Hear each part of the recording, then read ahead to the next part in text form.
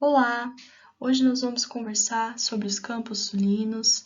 Essa apresentação ela foi desenvolvida para a submissão da disciplina de Ecologia 2 do curso de Licenciatura em Ciências Biológicas do Instituto Federal de São Paulo. A disciplina de Ecologia é ministrada pela professora doutora Caroline Arantes Magalhães e a apresentação foi realizada por mim, Gabriela Milani. Bom, antes de entrarmos nas caracterizações gerais dos campos sulinos, eu queria perguntar: o que você conhece sobre os campos sulinos? Talvez o termo pampas seja mais familiar a você.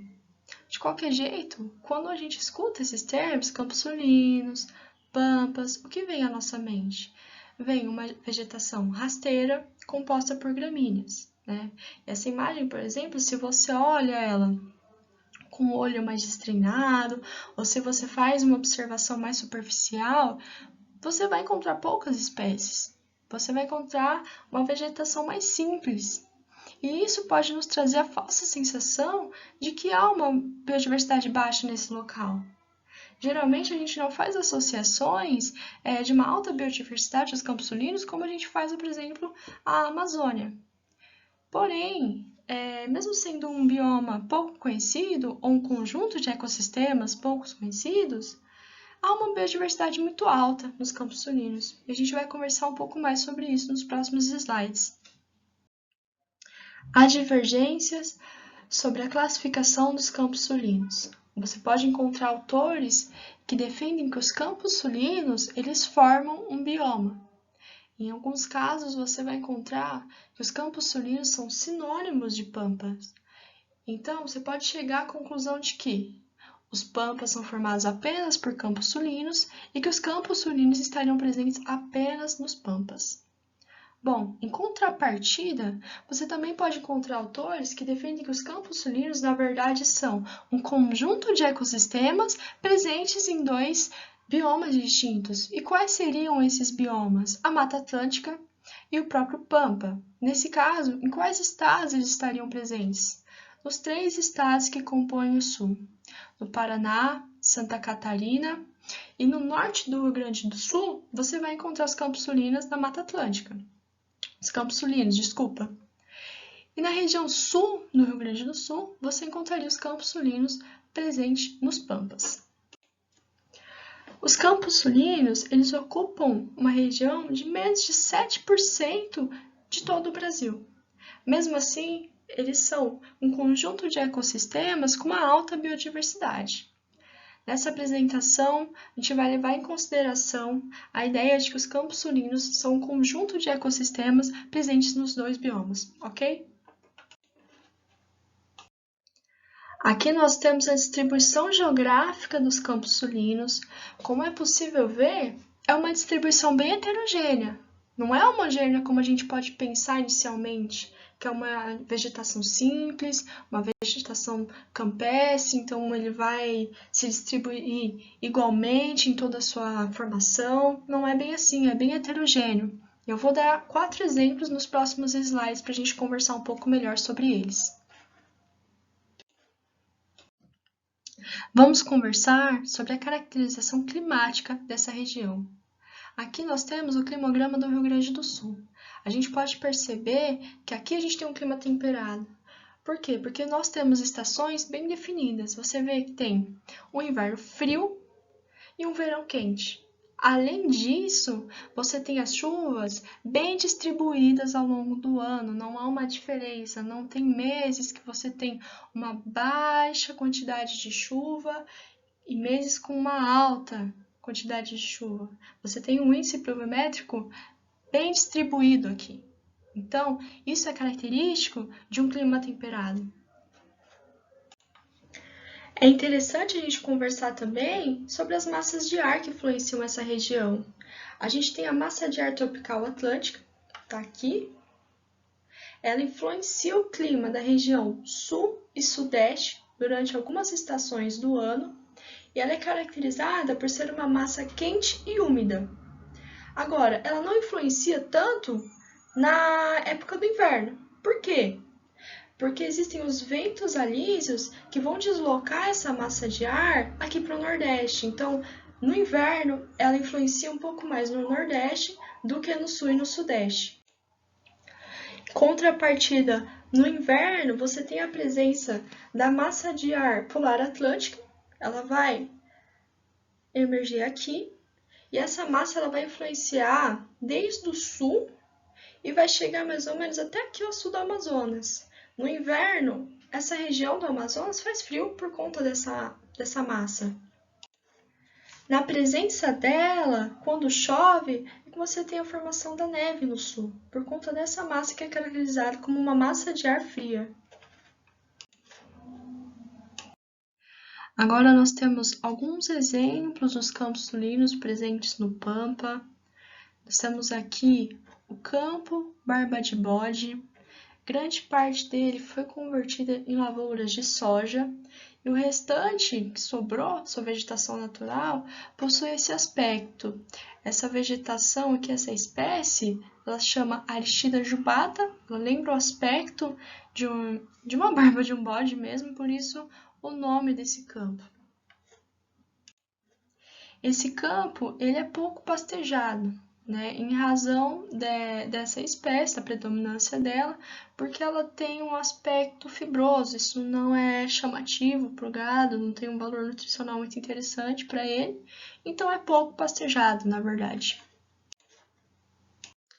Aqui nós temos uma figura que representa os campos dos areais, né? É um campo que possui um solo arenoso, não possui tanta vegetação aqui, e a vegetação que ali vive possui algumas estratégias. Por exemplo, algumas gramíneas, elas possuem rizomas e xilopódios. Essas estruturas, elas permitem que a planta acumule substâncias nutritivas. Interessante que se você encontrar alguma gramínea aqui, você vai ver que a maior parte dela está abaixo do solo, mas é fácil você desenterrar com a mão e encontrar ali o caule dela, né? É uma estratégia que acaba trazendo vantagens adaptativas ao calor, à falta de água, por exemplo, isso é bem interessante aí nesse campo. Os campos de solos profundos são campos que já têm grande parte de sua vegetação devastada em razão da presença de lavouras. São campos que possuem temperaturas baixas no inverno e, em razão disso, tem presença de gramíneas hibernais, que possuem, né, estratégias adaptativas para esse tipo de temperatura. Os campos dos solos rasos, eles estão presentes no oeste do estado do Rio Grande do Sul.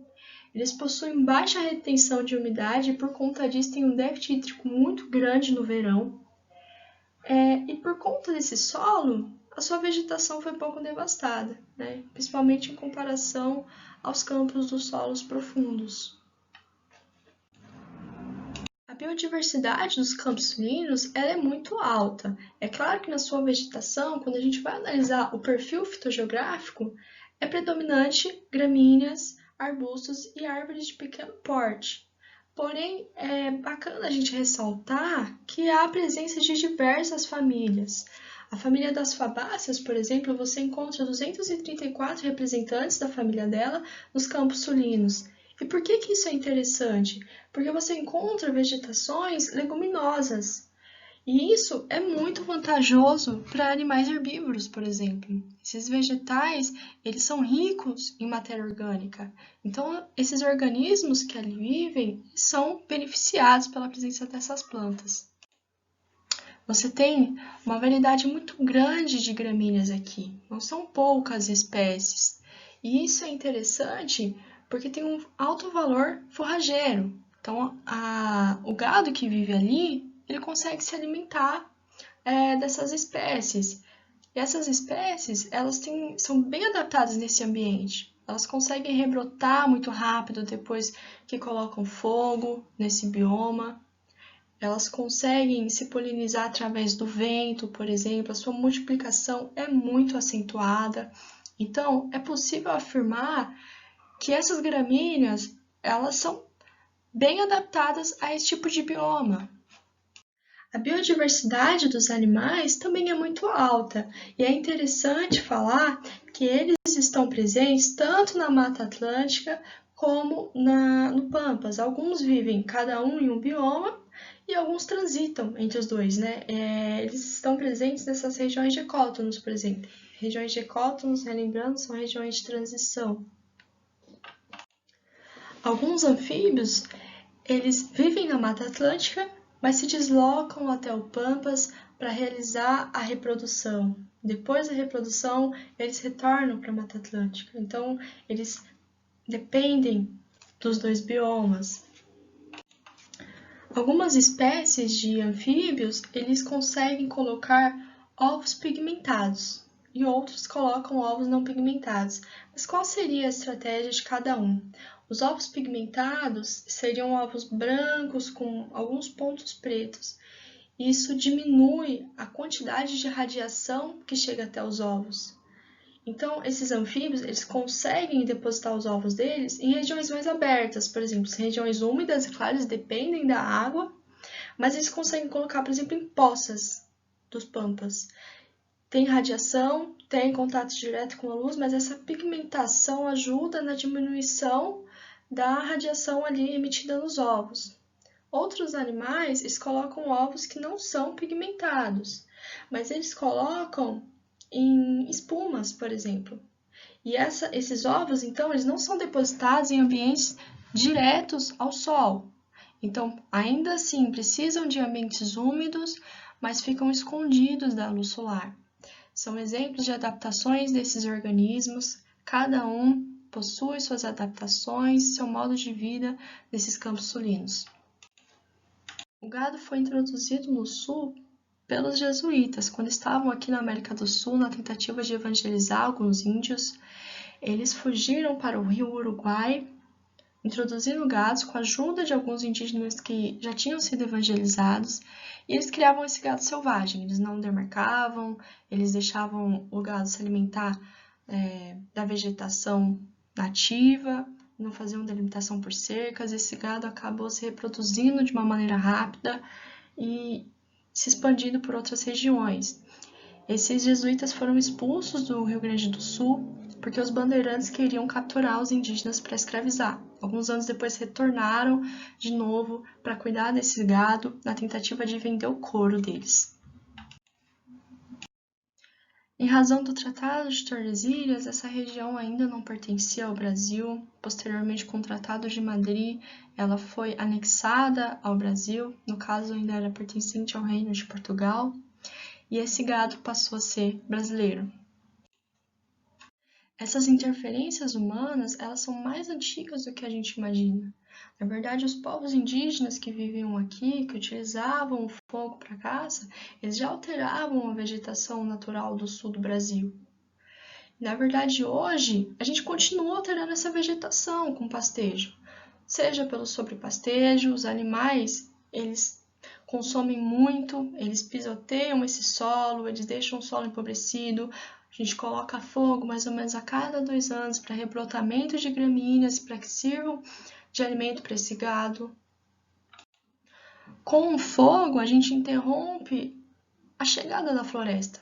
Se você observa vegetações dos campos sulinos que não sofrem interferência, você vê que a chegada da floresta é mais intensa. E é possível que essas florestas, se a gente não alterasse mais esse meio, elas pegassem todo o Pampas. Mas, de fato, isso é uma coisa que a gente nunca vai saber, porque a gente vai continuar alterando. Nesse slide eu quero falar sobre espécies exóticas. Algumas foram introduzidas nos campos sulinos de maneira proposital, outras não. O capim-anone, por exemplo, veio junto com sementes africanas. A grama bermuda não, ela chegou no século XX para evitar a erosão de ferrovias. O problema é que ambas competem com espécies nativas por luz solar. Esses animais, 2 deles foram introduzidos de maneira proposital também, com o intuito de comercializar a carne deles, o javali e a rã-touro. Ambos competem com animais nativos, ambas são espécies generalistas. A rã-touro, por exemplo, compete por recursos com gerinos característicos do sul e acaba causando alguns desequilíbrios. Aqui temos as referências bibliográficas. Obrigada!